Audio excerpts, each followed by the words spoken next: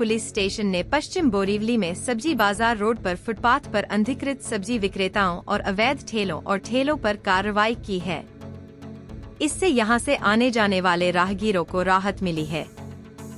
Borivali railway station, court और SV सब्जी मंडी की ओर जाने वाली सड़क के दोनों किनारों को सब्जी विक्रेताओं और अवैध ठेले वालों दुकानें लगाकर सड़क बंद कर दिया करते थे।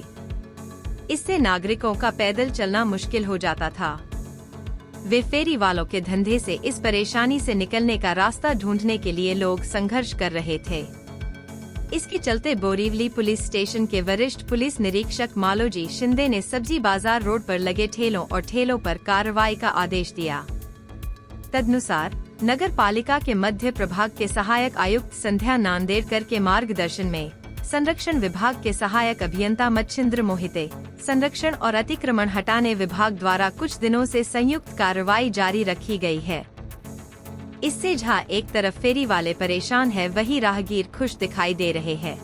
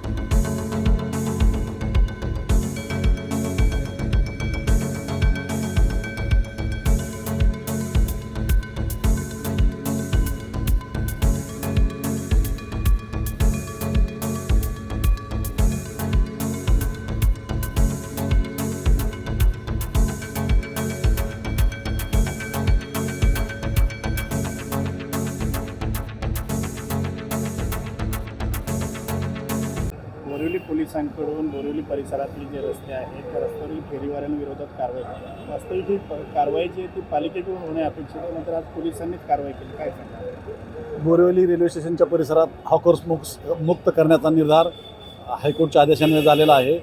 बोरिवली पोलीस आणि महानगरपालिकेचे अधिकारी कर्मचारी या त्या मोहिमेत सहभागी आहेत।